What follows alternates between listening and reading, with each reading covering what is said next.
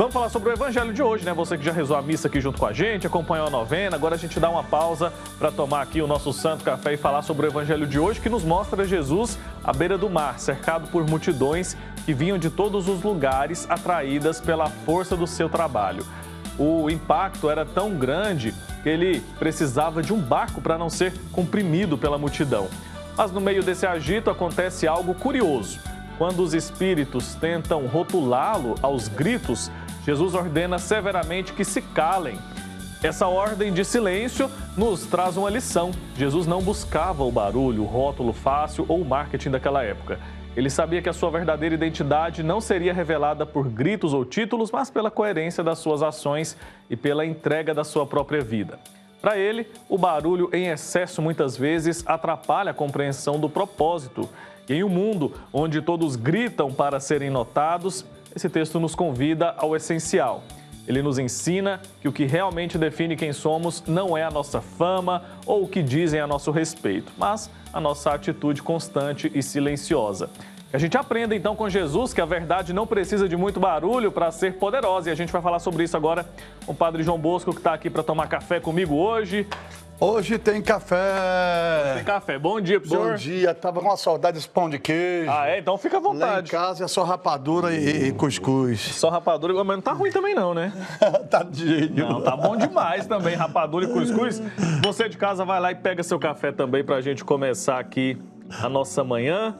Essa manhã chuvosa aqui em Trindade. A gente mostrou, inclusive, na abertura aqui do Santo Café, como é que tá o tempo lá fora. Tá com a pamonha esse tempo. Pois é, tá propício, né? Porque o goiano...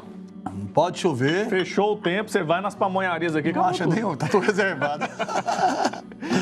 Tá tudo guardado. É, bom demais. Agora, padre, o evangelho de hoje, mais uma vez, nos coloca para refletir, né? Eu queria que o senhor nos ajudasse a entender qual que é a mensagem central que é proposto para nós nessa reflexão. A mensagem central do evangelho de hoje é Jesus falando àqueles que estão ao seu redor, curando também a multidão que está ali, mas falando que é importante, mais do que tudo, fazer a missão acontecer dentro da igreja, em comunidade. Por isso ele entra na barca. A barca representa sempre a igreja. A barca na Sagrada Escritura é sempre a igreja, que está em alto mar, o mar revoltoso, o mar que às vezes quer afundar a gente. E a barca faz a gente entender que a segurança ali não sou eu, mas é Deus e a igreja que está ali. Eu sozinho não posso caminhar sobre o mar. Jesus caminhou porque ele é o Filho de Deus, mas a gente não pode. E a gente precisa necessariamente da barca para não afundar no mundo, para não afundar no mar. Então nós precisamos desta barca que é a igreja, nós precisamos adentrar a barca. Jesus entrou a barca para ensinar a gente a entrar na barca também. É preciso entrar na barca, não tenha medo de entrar na barca para servir, para proclamar o reino, para falar das coisas de Deus. E da barca, os demais lá que estavam fora podiam ouvir. Então, Jesus está na comunidade. E aquilo que você ressaltou aqui no começo, que eu estava observando, é verdade. Ao mesmo tempo, também estando ali na barca, falando dali para a multidão, ele deixa cair por terra a vaidade.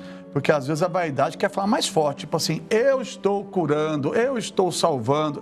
Não, a igreja está, a igreja, sempre é a igreja que está realizando. É o Cristo Jesus, é a palavra de Deus acontecendo na igreja. Não é o padre João Bosco que está curando, é o Senhor Jesus que na igreja realiza os milagres. E tem que tomar cuidado com os falsos profetas que estão por aí, né, trazendo para si algo que, na verdade, é de Deus, exclusivamente dele, né? E por isso Jesus também pede para eles não falarem nada. Ele não quer ibope para ele. Ele não quer ser reconhecido como milagreiro, né? Porque a gente corre o risco de entender Jesus, olhar para Jesus e entender ele como um milagreiro. Jesus não veio curar para este mundo. Tudo bem, ele tem compaixão e cura, mais como sinal do poder de Deus do que necessariamente para restaurar um reino neste mundo.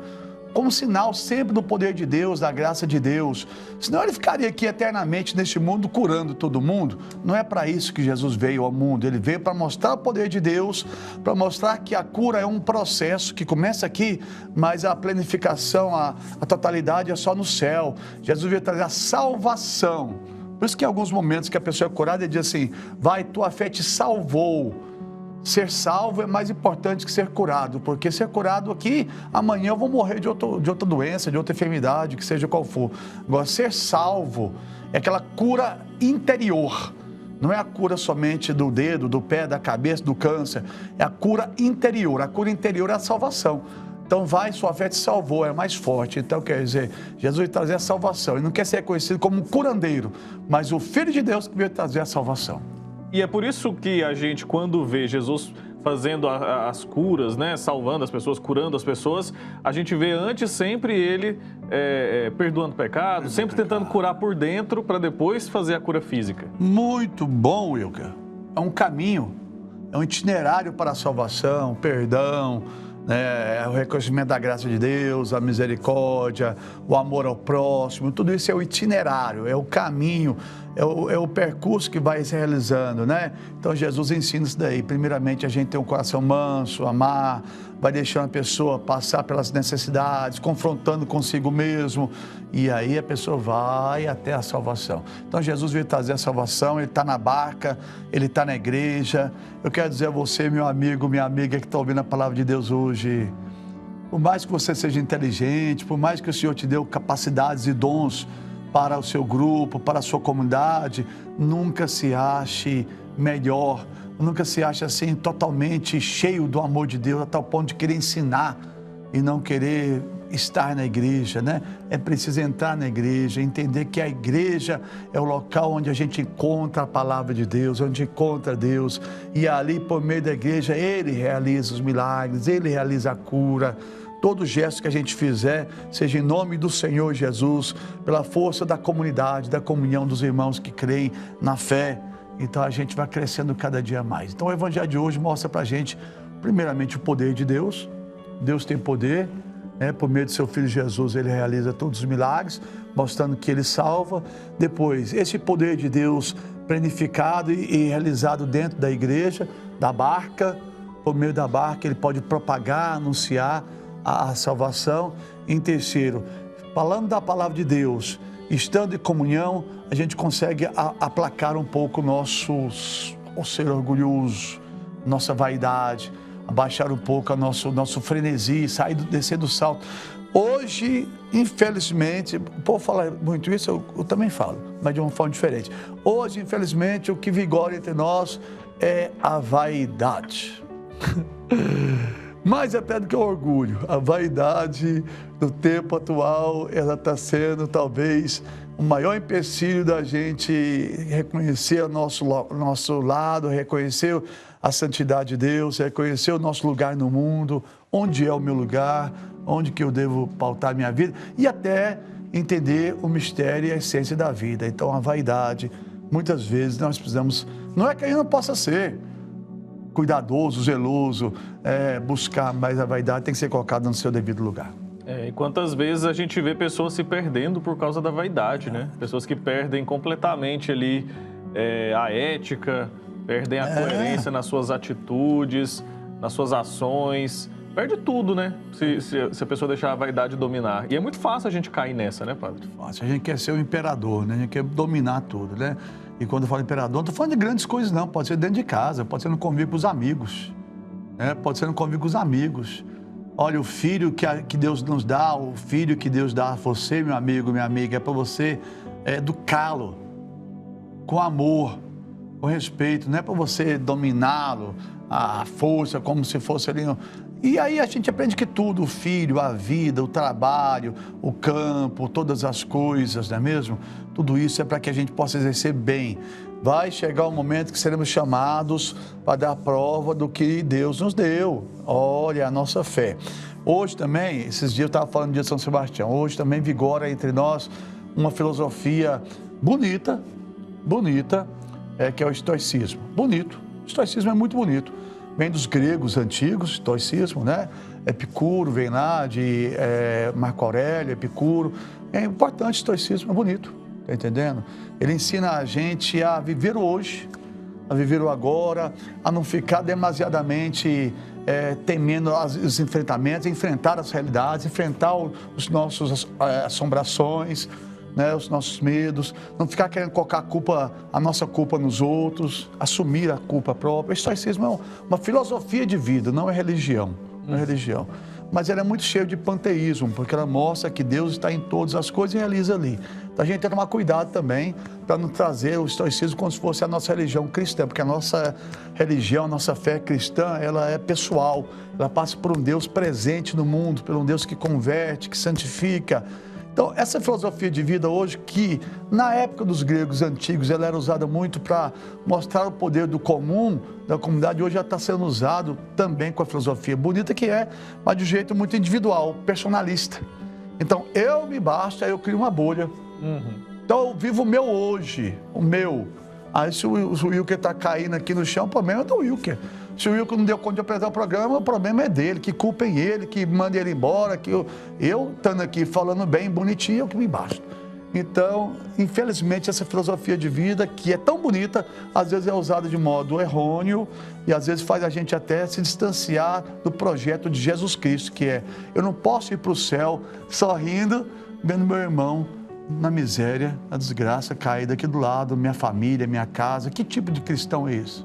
Então, ensina a gente a comungar do amor de Deus para conosco e para com aqueles que Deus nos deu, porque Jesus diz, o Pai não quer que eu perca nenhum daqueles que Ele me dá. Então, a gente tem que trabalhar para que a igreja fale mais forte, Jesus fale mais forte, dentro da comunhão dos irmãos, dentro da comunhão daqueles que creem em Jesus Cristo. É isso aí. Então, eu sou responsável pelas consequências das minhas ações, mas eu também não posso ignorar meu irmão, né? Posso. Então, essa filosofia que antes era usada para mostrar a importância da comunidade, agora ela desvencilha muito. Para dividir, né? O que é bonito. A importância da comunidade, crescer, né? Essa filosofia é bonita. E hoje é muito divulgada, é muito levada, e que a gente saiba colocar todas as filosofias de vida, todos os sentidos, os estilos de vida, todos os ideais, né? Colocar tudo no crivo do Senhor Jesus, porque nós somos cristãos católicos e sabemos que a salvação para nós passa pela busca de Deus, pela busca de santidade, fazendo como Jesus, não querendo ser o bambambam, não querendo ser o salvador da sua casa, mas com humildade, oração, fé, deixando de Jesus falar no meio de nós, buscando entender a palavra que nos salva. E a vida de simplicidade, ela ainda é o mais importante.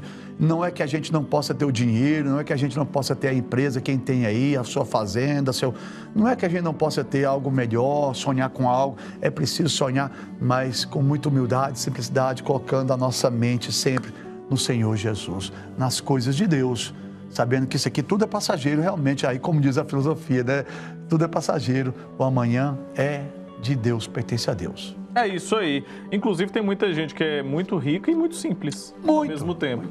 Não necessariamente as duas coisas estão atreladas, né? E pobreza não quer dizer falta de dinheiro. Pobreza é a gente se colocar pequeno diante de Deus. Esse é o verdadeiro pobre. É isso aí. O Evangelho, ele nos mostra Jesus sendo seguido por multidões. O que aquele povo queria? O senhor falou agora que ele não queria ser visto como um curandeiro. Aquelas pessoas tinham noção disso? Não. Eles viam ele como um curandeiro? Curandeiro. Eles queriam a cura. Eles agarravam Jesus. Do corpo. Do corpo. Às vezes, assim, eu falo assim de modo muito concreto, às vezes a gente está passando na missa e às vezes a pessoa puxa a batida do padre, né? Do padre Marco Aurélio, do padre João Paulo, a minha, do Cid, né? A gente entende que é um carinho, um apego ali, a pessoa quer tirar uma foto, dar um abraço que vê na televisão, isso é muito bonito. Mas tem horas, não fala assim de maldade não, mas tem horas que a gente sente assim, a pessoa puxa assim, como assim, vem pra cá, olha pra mim. Não seja, a pessoa que faz isso não quer para ser curado por nós, não. Hoje em dia as pessoas entendem bem, Mas quando Jesus estava ali, o povo puxava ali porque eles queriam aquela cura para si. Então eles não entendem Jesus ali como sendo o filho do Pai, mas como curandeiro, um profeta poderoso que está vindo. E esse profeta precisa me curar, então é por isso que o povo tenta agarrar Jesus. E por isso que ele se distancia da barca, porque ali como é que o povo... Então, e é importante você se colocar dentro da barca. É importante você se colocar dentro da barca, porque na barca some o João Bosco. Quando estiver pregando o evangelho na missa, e alguém achar assim, eu vou na missa do padre João Bosco. que você acha disso, Wilker? Tá errado, né? Tá errado. Eu já vi muito isso acontecer. Eu vou na novena tal dia porque é o padre tal que tá lá. Pode até ir porque gosta do padre, mas não, a novena e a missa não é do padre. Pode ir, eu também quando eu era jovem da igreja já tinha aquele padre que eu gostava mais da homilia dele. Isso é bacana, tudo bem, até aí tudo bem. Agora não pode dizer a missa é do padre fulano, porque não é minha. A missa não é do padre ciclano, a missa é sempre comunitária. Comunitária, e todos celebram.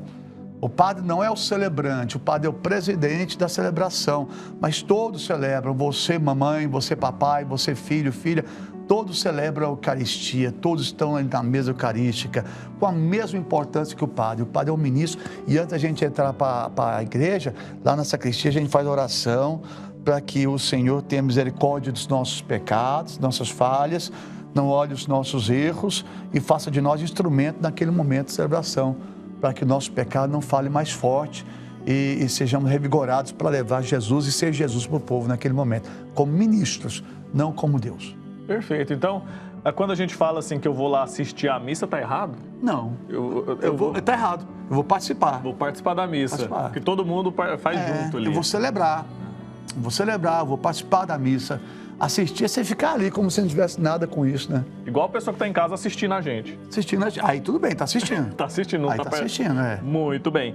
Padre, agora, os espíritos maus, eles reconhecem Jesus e gritam, né? Tu és o Filho de Deus. E Jesus manda eles se calarem. Se calarem. Por quê? Justamente por isso, porque Jesus também não quer que o povo que está ali olhe para ele como algo distante, né?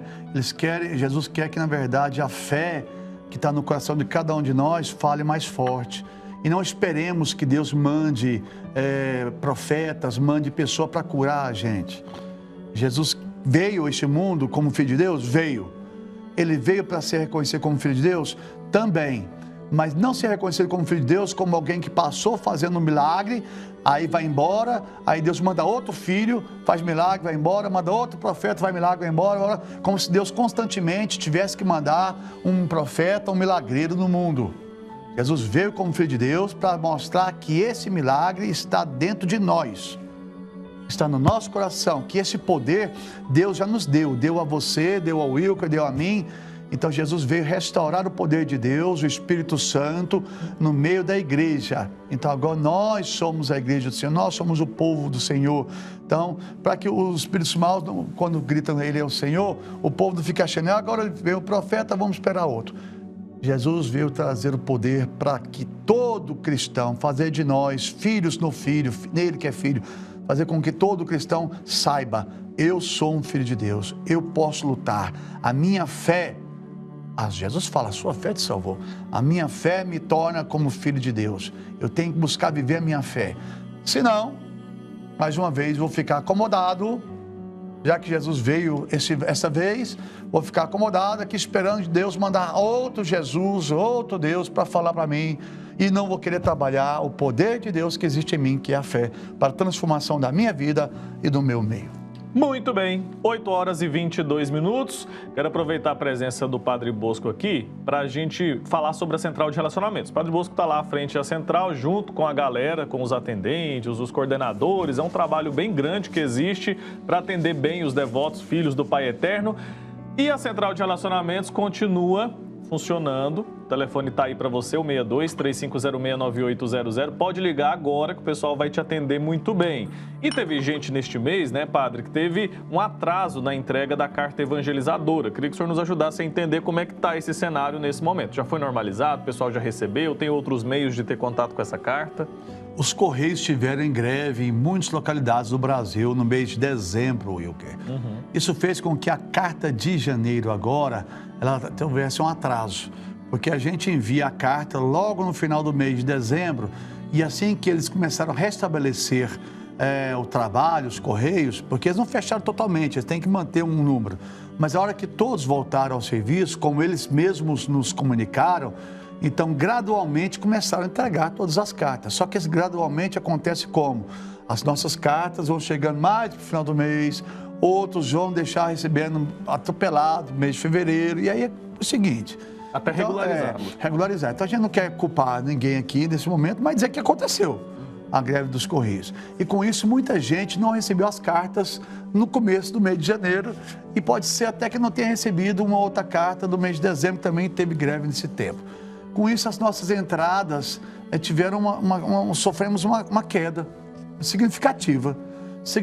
Muita gente que todo mês está aí colaborando, esse mês aí, ou não recebeu a cartinha, ou a carta evangelizadora, minha cartinha, a carta evangelizadora, ou não receberam, ou receberam atrasados, e com isso as nossas contas vão atropelando, porque a gente vive da mão para a boca, a gente não tem reservas. A única reserva que a gente tem ali é a confiança em Deus, é a misericórdia de Deus.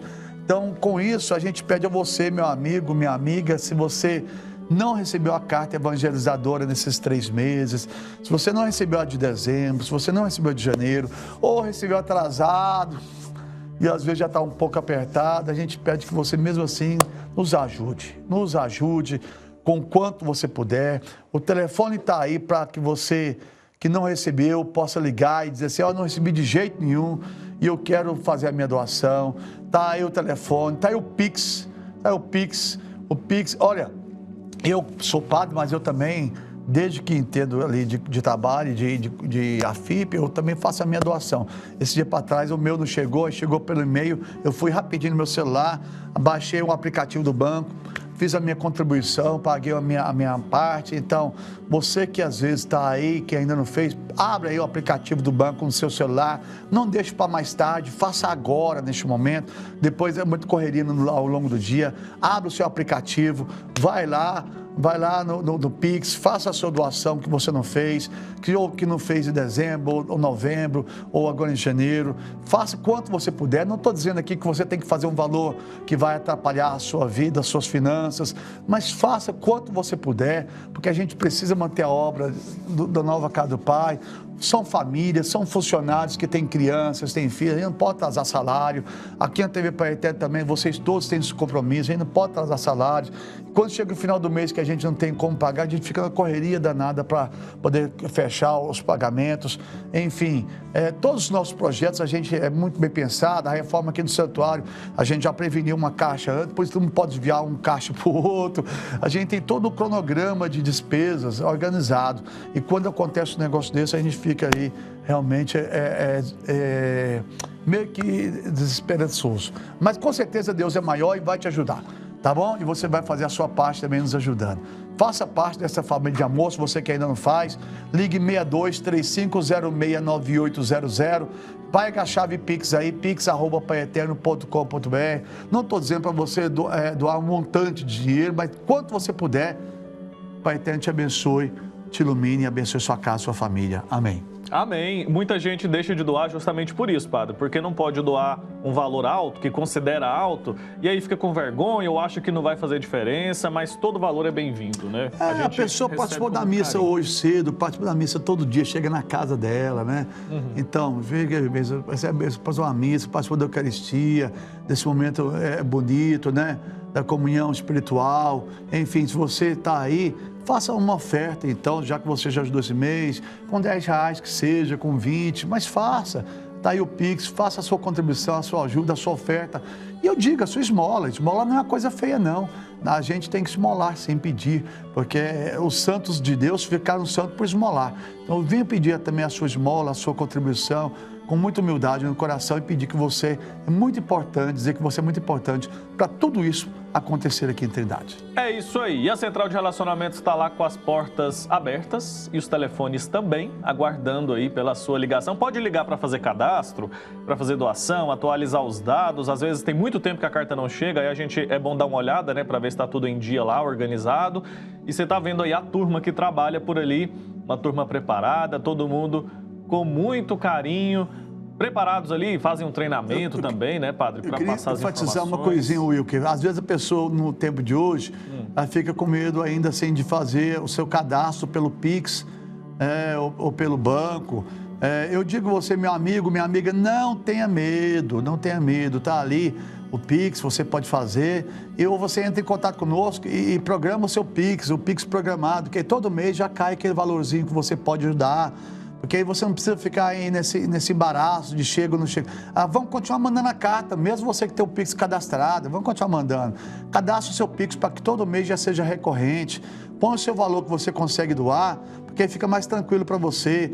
Ou se você preferir, vai lá na sua agência bancária, porque às vezes os idosos gostam de ir pessoalmente até o gerente, até o atendente. Vai até a sua agência e fala assim, olha, eu quero cadastrar a minha conta, o meu crédito, o meu débito, o meu Pix recorrente, para ajudar na igreja e tal. Aí mostra para a gente o CNPJ nosso lá e vai, cadastra lá no banco também, leva a sua cartinha mostrando o nosso número.